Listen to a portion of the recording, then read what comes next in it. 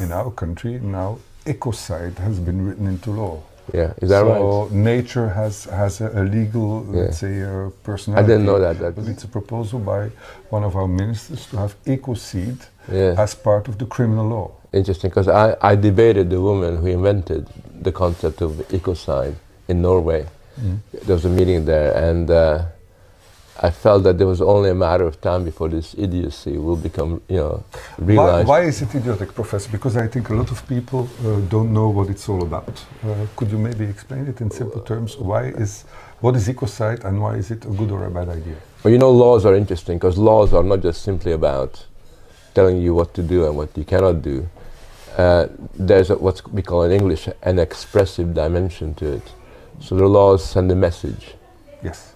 That's the most important thing in relation to ecocide. It sends out a message, that when you basically, pull up a plant, then the violence you do to that plant is very similar if I hit a child. There's an attempt to basically dehumanize our existence, so the boundary between a human being and nature becomes entirely eroded, and that has got important propagandistic value.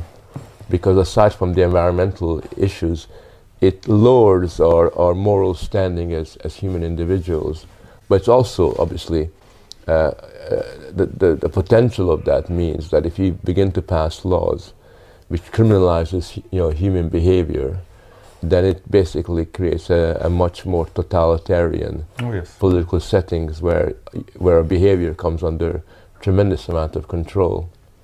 And it reaches tremendous depths now. Yeah.